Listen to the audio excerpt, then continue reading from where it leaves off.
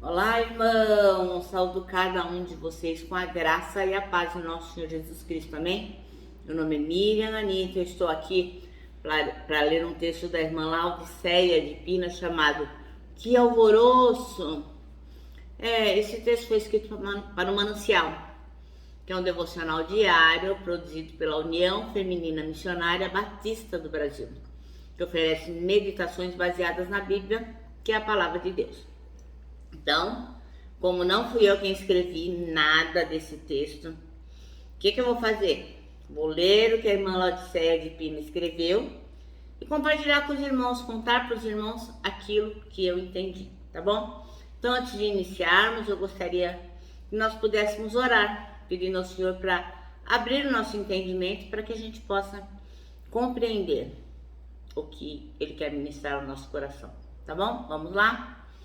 Senhor Jesus, nós te agradecemos o privilégio de podermos ter esse tempo contigo, pela paz que há em nosso país, pela liberdade que temos de manusear a tua palavra, de lê-la. Ó Senhor, que tu possas despertar no nosso coração a importância desses momentos.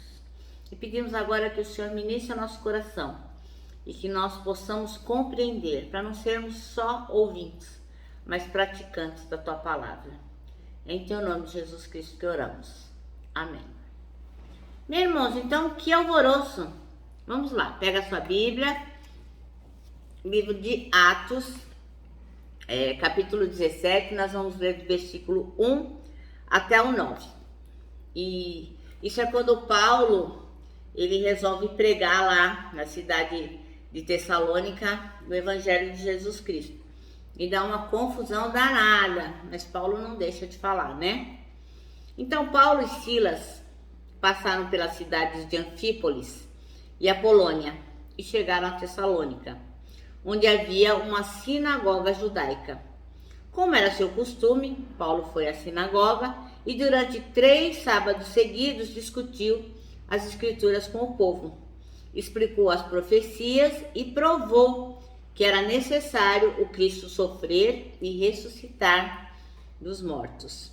Esse Jesus que lhes falo é o Cristo, disse ele. Alguns dos judeus que o ouviam foram convencidos e se uniram a Paulo e Silas, bem como muitos gregos tementes a Deus e várias mulheres de alta posição.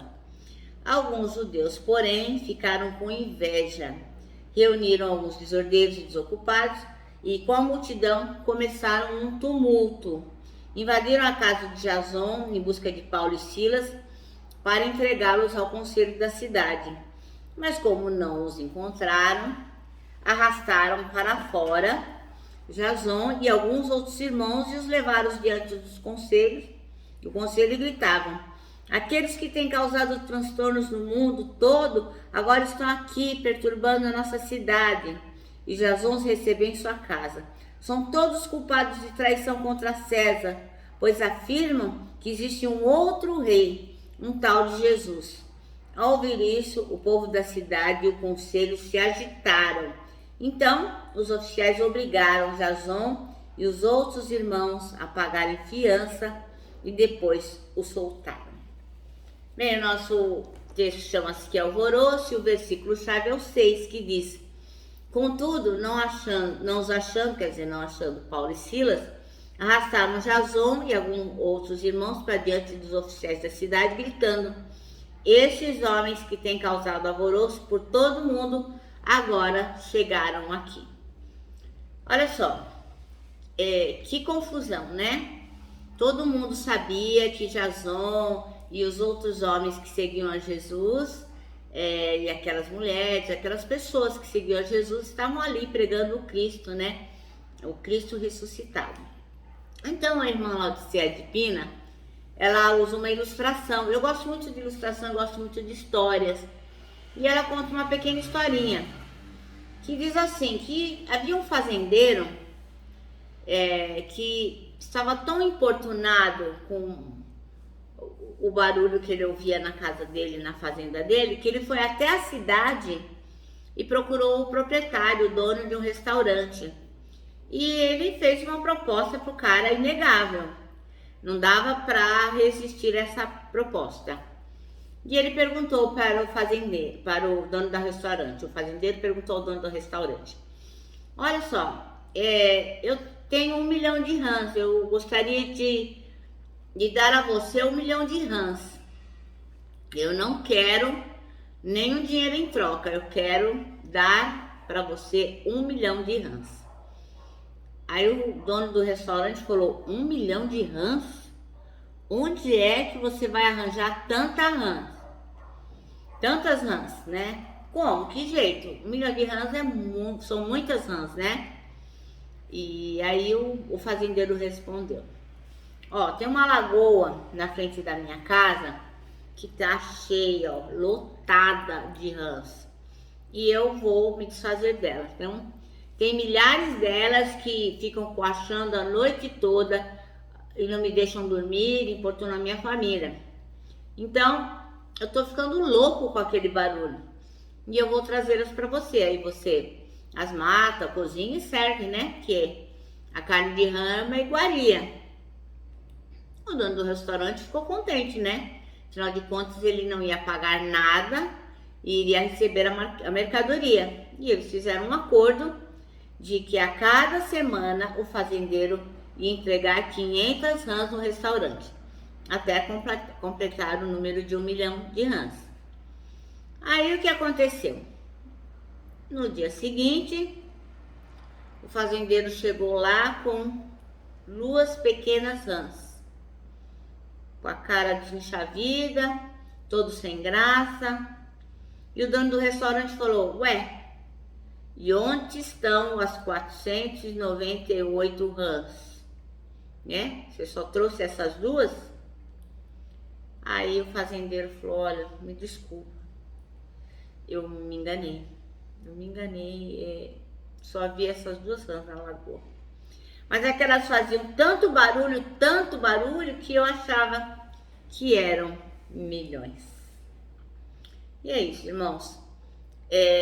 Essa pequena história vem ilustrar como seria bom que as pessoas pensassem de nós que servimos ao Deus vivo, verdadeiro, a Jesus Cristo ressuscitado, aquele que veio na terra, pregou o evangelho, morreu por nós e ressuscitou.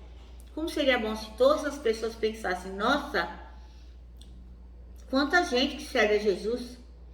Porque a gente devia chamar tanta atenção das outras pessoas que não têm Jesus, como se fôssemos uma grande multidão. A gente devia incomodar como aquelas 2 rãs que estavam lá na lagoa, que pareciam 1 milhão de rãs. Então, o que acontece? A gente vê aqui que o apóstolo Paulo, o irmão Paulo, juntamente com Silas e os outros irmãos, eles conseguem mudar o mundo que estava ali ao redor deles, sendo o quê? Um instrumento de transformação da história.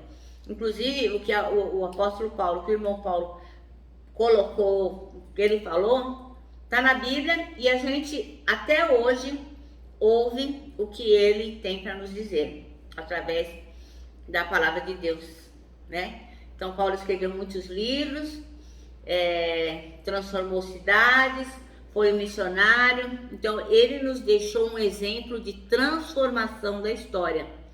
E nós temos que seguir esse exemplo e sermos também, onde estivermos, como se fôssemos 1 milhão de rãs num lago coachando, mas o barulho são apenas de 2. Né? A impressão é de 1 milhão, mas são só 2. É a mesma coisa, onde nós estivermos, nós temos que impactar a história, impactar o mundo, impactar o pessoal da feira, da escola, do trabalho. De onde nós estivermos, as pessoas têm que ver em nós que nós somos de Jesus Cristo. Não dá para ser, agente secreto de Jesus. Olha, eu trabalho para o FBI de Jesus Cristo, eu sou agente secreto. Não. Jesus Cristo não quer agente secreto, ele quer pessoas que realmente impactem o mundo, levando o seu amor, a sua palavra, a sua verdade, as coisas que ele faria. Então a gente precisa alvoroçar o mundo com a mensagem de Jesus Cristo, como aquelas 2 rãzinhas que davam a impressão de serem muitas. Então o nosso testemunho precisa falar tão alto a ponto de incomodar no bom sentido, né? A ponto de as pessoas virem que estão lidando com alguém que pertence ao reino de Deus. Amém? Bom, o nosso manancial termina assim, ó. Peçamos a Deus força, senso de oportunidade e capacidade para sermos instrumentos de alvoroço para que o mundo seja transformado. Amém? Bom, eu me despeço aqui com o meu abraço diário e fraternal. Abraço de ursa. Porque tanta coisa cabe num abraço, irmãos. Olha, parece um laço. Quero lembrá-los também o que está lá em Isaías 40:31, que aqueles que creem e esperam no Senhor, ó, terão as suas forças renovadas. E eu me despeço aqui com a minha palavra de ordem, que é gratidão.